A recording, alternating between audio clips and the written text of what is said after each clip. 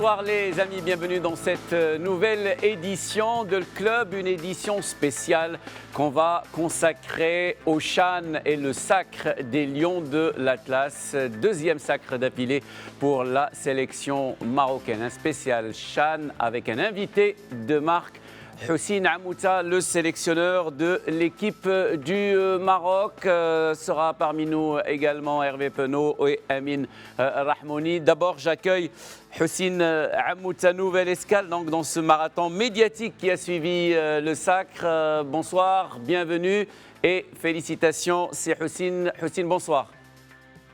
Bonsoir, c'est Jalal. Et puis bonsoir à tous, les chers auditeurs de l'émission Le Club. Avec nous également, comme c'est une émission spéciale, donc j'ai réuni la Dream Team avec un certain Amine Rahmouni, notre grand spécialiste de Houssine Ammouta, notre Ammoutalogue. Comment ça va, Amine?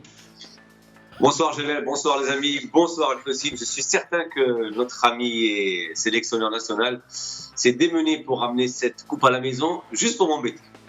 Voilà, juste pour t'embêter, effectivement. Avec nous également notre spécialiste du football africain, notre ami Hervé Penaud, le seul avec Houssine Ammouta à avoir été du voyage au Cameroun. Salut Hervé. Bonjour à tout le monde, bonjour Jalal, bonjour Amine, mais surtout bonjour Houssine, parce que bravo et félicitations, magnifique victoire. Magnifique victoire, magnifique sacre. Houssine, toute première question avant de céder la parole à mes amis Hervé et Amine. Vous êtes parti au Cameroun comme tenant du titre, comme grandissime favori pour la victoire finale. Ça doit représenter une pression énorme. Comment vous avez réussi à la gérer ? Jamal, vous le savez mieux que moi, et puis nos autres, vos consultants, que ce soit M. Amine ou M. Hervé, le savent très très bien. On ne peut jamais gagner un titre et s'approcher du haut niveau sans savoir vivre avec cette pression, que ce soit la pression donc, qui prévient de nous-mêmes, parce que nous sommes partis au Cameroun avec la détermination, avec l'envie d'Aglacha pour nous d'abord, et puis d'abord parce que nous étions les tenants de titre et puis qu'il fallait défendre et puis satisfaire le public marocain. Donc c'est une chose, moi je crois que c'est très normal de vivre avec cette pression. Seulement, M. Jalal, il faut savoir la gérer, il faut savoir un petit peu la rendre positive dans le bon sens, sur la détermination, sur l'engagement des joueurs et surtout sur les efforts qu'il faut fournir, et puis sur l'attention, sur les petits détails à traiter pour pouvoir donc performer sur le haut niveau. Alors, je vais aller du côté de Paris et retrouver Hervé Penaud. Hervé, tu as suivi de très très près cette sélection marocaine depuis le début du CHAN. Une question au coach, à Houssine Ammouta. Oui, je voulais savoir, coach, comment s'était passée cette montée en puissance d'une certaine manière, parce qu'on a vu un début de compétition un peu plus compliqué, pas sur le plan collectif toujours, mais avec cette difficulté à marquer les occasions, donc avec le doute qui pouvait arriver, notamment, j'allais dire, El Kaabi, qui était pour moi le symbole, qui jouait de manière très intelligente, souvent intéressant dans ses déplacements, mais pas très efficace devant le but. Alors à un moment, il a fallu, quand le deuxième match est survenu, ce match nul contre le Rwanda, qu'est-ce qui s'est passé à ce moment-là pour qu'après on ait cet envolé, j'allais dire contre le Rwanda et puis le reste. Déjà, notre travail consiste, et puis surtout ma responsabilité consiste à mettre le groupe en confiance.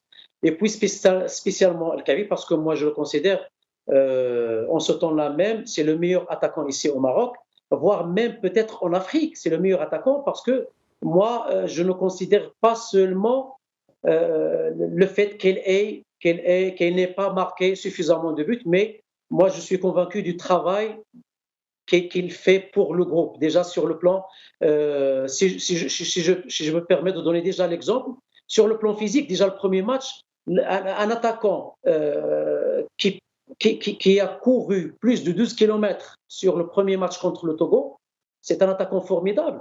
Donc déjà, son investissement a créé des occasions de but pour les autres, à pouvoir un petit peu aider les milieux de terrain et la ligne de défense quand on perd le ballon, c'est déjà, pour moi, un très grand acquis. Et puis, dans ces moments difficiles, que l'on voit la qualité d'un entraîneur. Moi, je l'ai toujours soutenu, et même parfois, mes proches considèrent que parfois j'ai exagéré à le protéger. Moi, je considère que c'est mon devoir de protéger mes joueurs, et spécialement ceux qui ont l'audace d'aller dans les 18 mètres et de se créer des occasions de but. Donc, c'est pour moi le plus important, c'est d'aller se créer des occasions de but et ne pas un petit peu rester très loin du but. Alors, on va aller du côté de Casablanca. Amin Rahmouni, une question pour Houssine Ammouta, une première. J'en ai beaucoup. Tout d'abord, avant de commencer, j'aimerais sérieusement le féliciter. Oui, non, bien sûr. Mais d'abord, la première, c'est d'avant tout le féliciter parce que c'est quand même une performance incroyable de garder son titre du CHAN, en fait. On l'a gagné pour la première fois avec...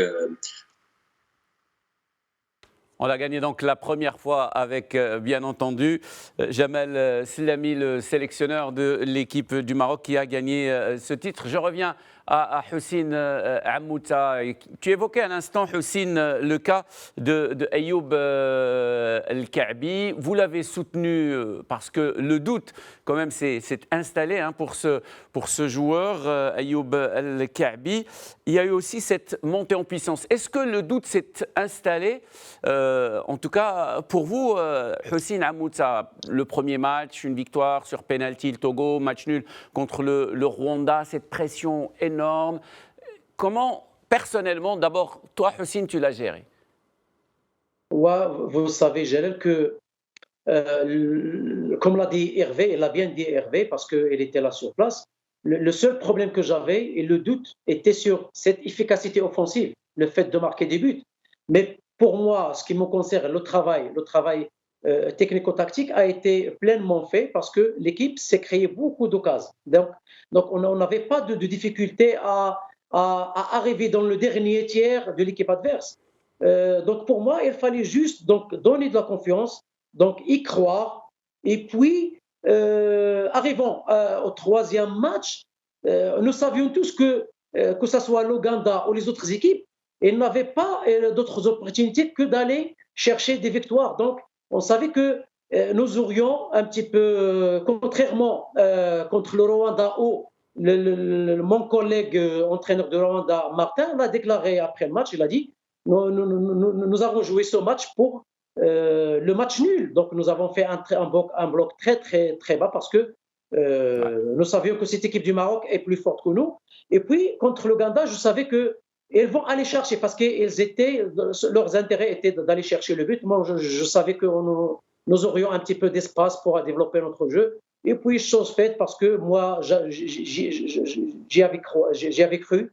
Et puis, les garçons ont bien réagi. Et puis, finalement, la machine offensive a commencé à tourner. Oui. Elle a bien tourné avec, bien entendu, cette large victoire contre l'équipe de l'Ouganda. On revient à Casablanca et à Amin Rahmouni. Amin. Déjà, comme je disais tout à l'heure, je voulais féliciter véritablement pour ce titre-là parce qu'effectivement, on a toi, Jalel, le traître qui laisse penser que j'ai quelque chose contre Ammouta alors que c'est quand même ce monsieur-là qui était le premier Marocain. Oh si, tu l'as dit. J'ai absolument rien dit. Je t'ai présenté en étant un spécialiste de Houssine Ammouta, un spécialiste et aujourd'hui un très grand fan parce qu'après quand même, magnifique. Après m'avoir ramené une Ligue des Champions à mon club bien aimé alors que j'attendais depuis 92, là il te ramène un second CHAN d'affilée. Il n'y a que les imbéciles qui ne changent pas d'avis. Bravo, je suis d'accord. Bravo. Je te remercie pour le compliment, Jalel. Maintenant, alors moi, contrairement à beaucoup de gens, je trouve effectivement que c'était très louable de ta part d'avoir gardé ta confiance El-Kaabi, qui a vendangé tout ce qu'il pouvait vendanger pendant pas mal de matchs. Mais est-ce que tu ne trouves pas justement que tes équipes aujourd'hui se basent surtout sur une belle assise défensive? Parce qu'on parle beaucoup des buts que vous avez marqués, mais on parle très rarement des très peu de buts que vous avez encaissés. C'est-à-dire qu'aujourd'hui, ta paire centrale, Bouftini fait un superbe CHAN. Tes récupérateurs, tes relanceurs, que ce soit Jbran, que ce soit Bam Ammar, qui était peut-être meilleur que Naji, tes latéraux. On a découvert un Moussaoui, effectivement, que peut-être peu de gens connaissaient. Est-ce qu'on ne peut pas estimer qu'aujourd'hui, la base, justement, et ta base à toi, c'est une très belle assise défensive, et par la suite, monter en puissance au niveau offensif au fur et à mesure de la compétition. Merci d'abord, Amir, pour tes félicitations. Et puis, vous le savez que moi, je bâtis toujours là mes projets de jeu sur une base déjà défensive. Donc, le fait que pas mal d'équipes nationales n'ont pas développé un bon jeu parce que nos garçons ont bien travaillé côté défensif. Donc, nous avions une structure défensive, donc très, très, très bien entretenue, très bien gérée de la part, que ce soit des attaquants, des milieux et des défenseurs. Et dans cette structure, que nos joueurs peuvent briller. Donc déjà comparant les prestations des adversaires avant que nous les jouons étaient pratiquement différentes parce que moi, j'étais surpris par la performance de nos adversaires donc après nos matchs. Donc ça provient évidemment des efforts défensifs que toute l'équipe donc, a fournis. Donc je crois déjà à ce stade, donc nous avons fini meilleure défense déjà et meilleure attaque en plus parce que c'est toujours l'équilibre que je cherchais. Donc partons d'une bonne organisation défensive pour aller un petit peu chercher cet aspect offensif qui est toujours recherché dans pas mal des entraîneurs. Voilà, donc une équipe du Maroc qui remporte donc fort logiquement, sacre mérité. Il y avait une unanimité, même auprès des autres techniciens qui ont participé à ce CHAN. Restez avec nous les amis, on va se retrouver dans un très très court instant pour la seconde partie de Club, une édition spéciale avec un invité spécial, Houssine Amouta, le sélectionneur de l'équipe du Maroc, la sélection locale lauréate du CHAN au Cameroun. À tout de suite. Bienvenue les amis dans cette seconde partie de Club. Notre invité Houssine Amouta. Première question dans cette seconde partie, Houssine, c'était votre première expérience avec la sélection du Maroc. Le travail, bien entendu, ça n'a absolument rien à voir avec le métier d'entraîneur de club, difficulté de rassemblement, spécialement dans cette période toute particulière de pandémie. Bon, ça se termine par une victoire, mais bon, comment tu l'as vécu toi et surtout, quelles sont les difficultés que tu as eu à gérer pour la première fois de ta carrière d'entraîneur? Donc, c'est vrai, Gérald, que nous avions beaucoup de contraintes, des contraintes que ce soit sur le nombre de joueurs qu'on a ramené là-bas. Donc, on est parti avec 34 joueurs. Et puis, le problème sanitaire de Covid, donc il fallait toujours être derrière les joueurs, un petit peu organiser la désinfection des chambres, des ballons, même des serviettes. Donc, on était un petit peu stressés. Et puis aussi parce que les résultats des tests Covid, nous les recevons à peu près très, très, très tard, la veille des matchs. Donc, ce qui nous a poussé à nous prendre les décisions technico-tactiques sur les joueurs qui vont participer et décider de la dernière séance d'entraînement vraiment, vraiment très, très, très tard.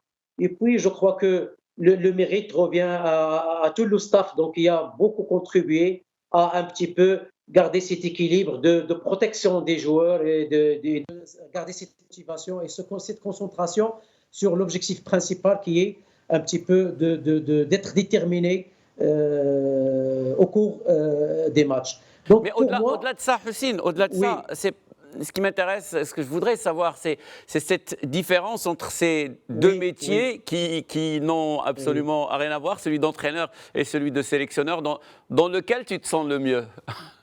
Oui, c'est vrai que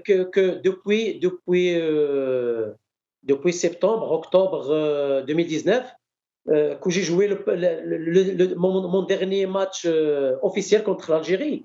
Mais depuis, c'était que des stages d'entraînement et quelques matchs amicaux. Mais c'est vrai qu'on va rentrer dans cette compétition sur les 21 jours, 6 matchs d'affilée, donc 2 jours de récup entre les matchs. Donc ça devient un petit peu difficile parce que ça faisait longtemps que je suis éloigné un petit peu de la pression et de la gestion des matchs. Et puis, c'était un petit peu difficile pour moi parce que Comme vous pouvez le constater, je suis un petit peu très fatigué parce que je ne dormais pas bien. Et puis, je crois que, vu la finalité et l'aboutissement final, Ouais. moi, je ne serai que satisfait du rendement de tout le groupe. De toute façon, moi, Jalal, j'ai beaucoup appris durant cette compétition. J'ai appris des adversaires, des matchs que j'ai Ouais. suivis, et puis même en gérant que ce soit la Covid, la concentration des joueurs, Ouais. parfois des petits conflits avec les joueurs, j'ai beaucoup appris. Donc, c'est de l'enrichissement. Et puis, Voilà. moi, j'adore cette culture africaine parce que il y a toujours de l'apprentissage. Voilà, on finit pas d'apprendre. Je reviens vers Paris et à Hervé Penaud. C'est vrai que c'est un rôle un peu différent. Notre ami Hussein Amouta, champion d'Afrique avec un club, le Wydad, la champion avec une sélection. Je te donne le micro et te proposer de poser une question à Hussein Amouta. Absolument. Et alors, ce qui est pas intéressant de voir quand même, c'est que ce soit club ou sélection, il a gagné partout. Ouais. Et ça, quand même, c'est une capacité d'adaptation, effectivement, sur deux métiers qui ne sont pas tout à fait les mêmes. Bah, d'ailleurs, justement, en parlant de sélection, aujourd'hui, je sais que Vaïd Halilovic était là-bas pour la finale. Je voudrais savoir quels sont les rapports qu'il a avec Vaïd Halilovic. Et puis un peu, et maintenant, j'allais dire, j'ai vu ses dernières déclarations, qu'est-ce qu'il va faire? Est-ce qu'il va rester avec cette équipe-là? Ou alors il a envie, mettant d'un nouveau challenge?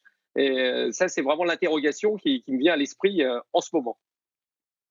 Ouais, effectivement, le coach Wahid a fait le déplacement lors de la demi-finale et la finale.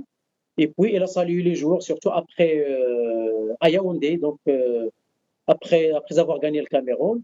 Et puis, je crois que son discours a été très, très positif en encourageant les joueurs. Et puis, il a mentionné, il a signalé qu'il a été intéressé par le rendement de pas mal de joueurs. D'ailleurs, la liste qui est sortie, je crois, hier,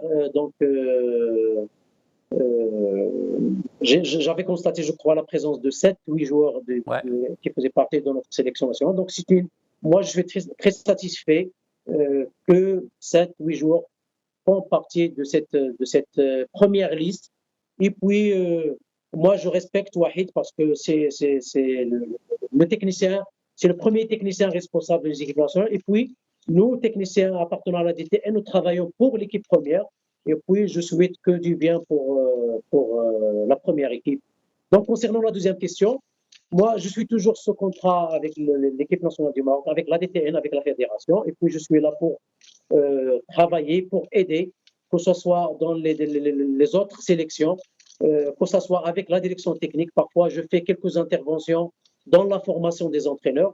Et puis, moi, je suis très content. Et puis, je tiens à féliciter d'abord M. Fouzoul Rjah qui n'a jamais cessé un petit peu de soutenir cette équipe nationale, que ce soit par sa présence au premier match, dans la demi-finale et la finale, que ce soit sur la qualité de la logistique qui a accompagné cette équipe nationale pour gagner ce titre. Voilà, je reviens à Casablanca. Amine. Alors moi j'ai deux petites questions, je vais faire comme Hervé parce que comme j'ai trop peur que tu m'enlèves la parole, donc j'en profite mon cher Jalel. La première j'aimerais revenir à la compétition Sébastien. Vous avez emmené avec vous plus de 30 joueurs, pourtant il y en a très peu qui ont joué, je crois que moins de 17 ont véritablement joué. Est-ce que comment vous avez fait pour gérer justement les 14 qui ne jouaient pas? Comment vous avez fait pour gérer l'état de forme de ceux qui ont beaucoup joué? Par exemple, il y a des joueurs qui ont joué quasiment tous les matchs. Bien sûr, le gardien, Moussaoui, Rahimi, Kaabi, on ne va pas tout citer, Jbran, bien entendu, Bouftini, de la paire centrale. C'est-à-dire que vous avez focalisé sur un noyau. Donc, comment vous avez fait pour gérer ceux qui ne jouent pas et l'état de forme de ceux qui jouaient? Ça, c'est la première question. Et la seconde, elle est un peu plus personnelle, on va dire. C'est qu'aujourd'hui, vous êtes l'entraîneur marocain le plus titré au niveau international. C'est-à-dire qu'au niveau local, il n'y a que Mohamed Fakher qui est devant vous. Mais si on cumule le local et l'international, vous êtes l'entraîneur marocain le plus titré. Alors, selon vous, qu'est-ce qui fait que quand sur le CHAN et des joueurs locaux, on arrive à briller, 2 victoires d'affilée, ce qui est rare, voire unique, alors que sur la CAN, on n'arrive généralement pas à dépasser l'écart, voire les demi dans les grandes compétitions quand on y fait des... Quelle est cette différence? Et pourtant, on joue avec des joueurs marocains et sur un même continent, et pourtant le résultat est fondamentalement différent. Ça fait beaucoup de questions. C'est vrai, oui, oui, non, non, c'est bon, oui, oui. C'est Amine, oui, c'est vrai, vous avez raison, parce que déjà sur la gestion des 34 joueurs, nous sommes partis avec 34, alors que la liste contenait que 33, donc nous avons estimé que la présence d'un jeune gardien de but qui est Ayoub Lekred, donc ne pourrait que l'encourager donc, dans son élan avec l'état de Rabat. Et puis, je lui avais promis que après Sochan, donc, il sera parmi donc, les titulaires au niveau de cette liste. Donc, avant de partir, de faire le voyage au Cameroun, donc nous sommes réunis avec les joueurs pour un petit peu fixer la conduite à tenir et puis l'acceptation de tous les joueurs du statut de celui qui ne va pas jouer. Donc, heureusement pour nous et pour eux aussi, que tout le monde a accepté ce statut et qu'ils se sont engagés donc, à se supporter les uns des autres, à travailler pour le groupe, à soutenir les uns aux autres. Et puis, finalement, je crois qu'on a bien géré le fait de jouer, de jouer que peu, de ne pas participer. Et puis, vous le savez, c'est Amir, qu'on ne peut pas faire jouer 33 jours sur les 6 matchs. Donc, il faut chercher cette ossature et cette efficacité et cette combinaison et cette complémentarité. Je crois que nous avons réussi à avoir la meilleure formule. Et puis, moi, j'étais satisfait du comportement des autres.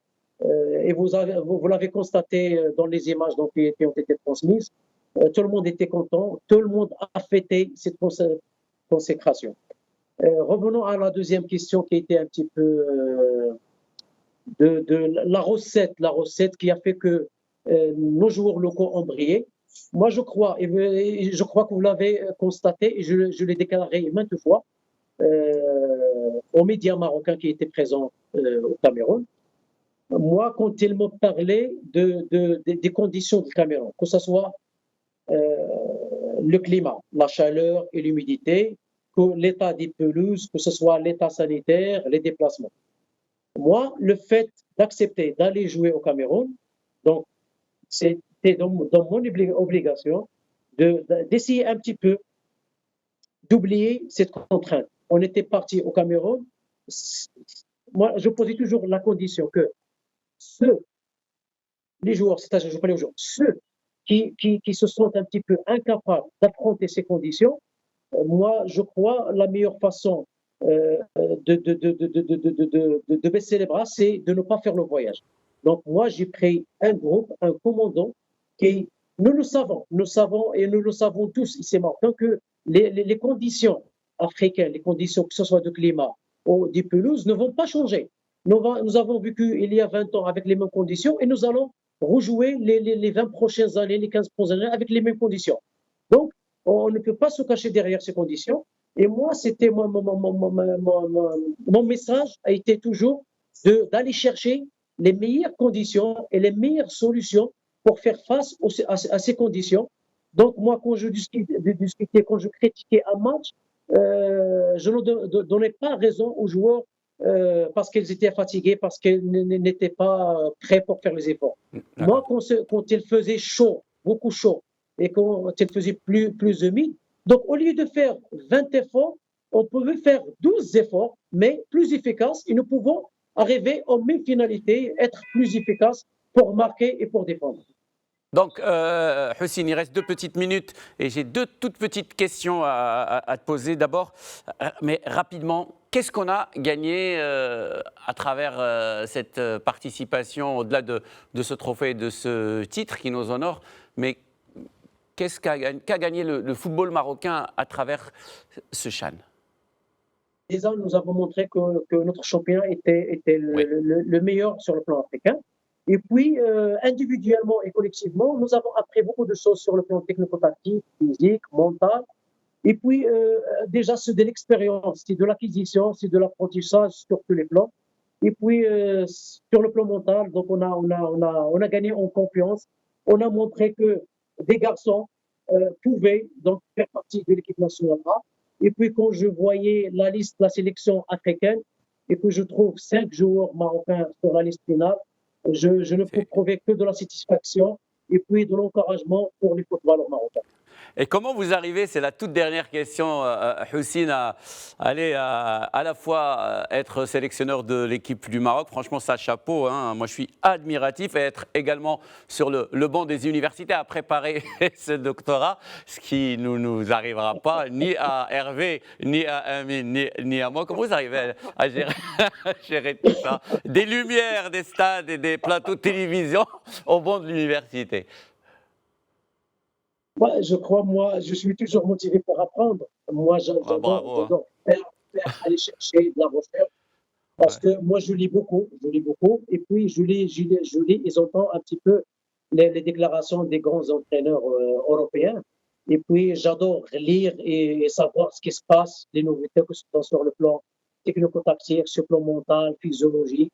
Et puis, j'apprends toujours, et puis ça me fait énormément de bien et ça m'aide un petit peu à gagner en autorité, en communication, en planification et puis en programmation des entraînements.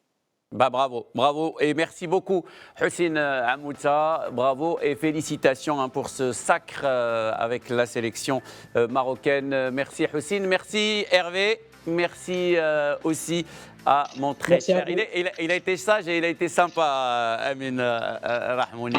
Je serais, comme tu le dis si bien, imbécile de faire autrement. Mais non, j'ai pas dit ça.